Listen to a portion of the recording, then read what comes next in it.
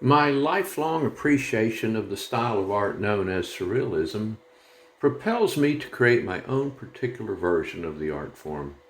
Utilizing photography, found images, and color informed abstractions, I construct and arrange pieces of the puzzle into a dreamlike collage that is nonsensically whimsical, maybe bizarre, and often just simply puzzling.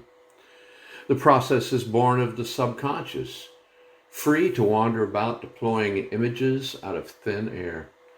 Post creation, the title and storyline may loosely apply, and interpretation of these scenes tends to be highly subjective and individualized.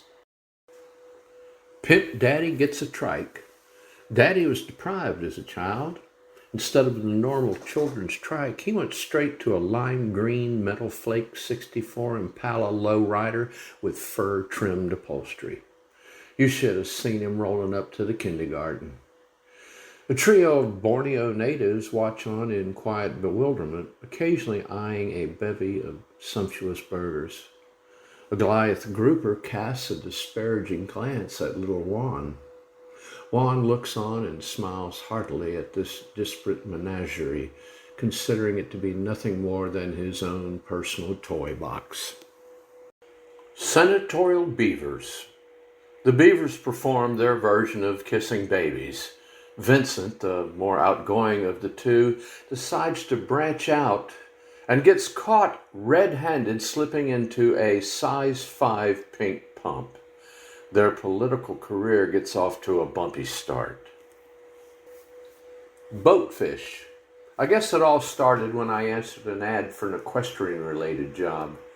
The employment opportunity turned out to be nothing more than an unglorified stable boy position. Day one, I was handed, without much pomp and circumstance, I might add, a snow shovel-looking implement. Being a warm, snowless summer day, I reacted with a look of puzzlement, only to be met with a gesturing hand pointing at a steaming pile of manure. Oh well, it's a job. David at the zoo. Standing by the giraffe cage, David tosses a banana to what he thinks is a large male silverback ape, only to have it tossed right back at him in favor of some tasty acacia leaves. David may be a masterpiece of Renaissance sculpture, but he don't know nothing about no giraffes. You go, David. Granny Goes to Mars. What does 50 cents get you these days? A trip to Mars and a vintage rocket with Teddy watching over you. A word of warning, Teddy has absolutely no control over the common woodpecker.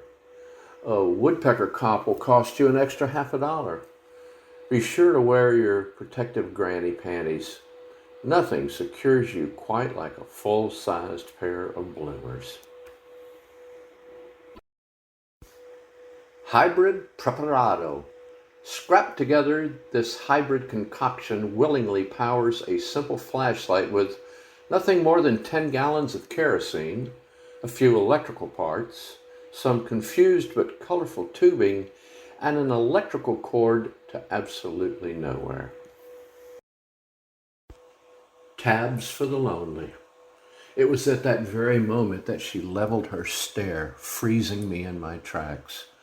I hoped she wouldn't actually speak. I was sure any attempt at conversation would render me tongue-tied. I had literally turned to stone, a prisoner of my own imagination. Elizabeth III. Mostly an all-purpose matriarch, Liz, as she's known to her friends, finally acquiesces to the idea of a suitor. George, known to his few friends as George the Boring, shows up with some very realistic-looking plastic flowers. Within the first hour of their ill-fated encounter, George camps out on the following aggressively mundane subjects: the names of his 3 cats, his recent knee replacement, and the many hardships he experienced as a young Boy Scout. Liz soon drifts off, recollecting fondly of the days when beheading was an acceptable form of punishment. George blabs on obliviously. Pick a simple A line. I've been doing a little lifting lately. Nothing heavy, just a few light reps. I've experienced no side effects other than this damn polar bear head. My sister and her clone friends hang out, drink herbal tea, and show off their ability to hang upside down without the use of a prehensile tail. Sleep guard. Having my sleeping habits monitored by an itinerant button-down clown soon became commonplace. After a brief but annoying adjustment period, I eventually started sleeping like a baby. Every morning, like clockwork, this self-appointed slumber warden squeaks a children's tricycle horn and yells, "Wake up!" Take aim. Mr. Gideon takes a while to fine-tune his sights, but once he does, he turns in an impressive round of taps. The whole routine borders on suicidal until one realizes a rifle doubles quite well as a musical instrument. Red ant, red shoes. Deuteronomy is on the agenda for today's sermon, and a diligent ant minister prepares himself accordingly.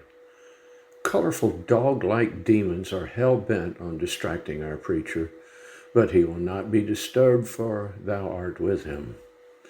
A misguided teen prays to a UPC code, while ant number 2 tries to guide him away from the mat and towards the word.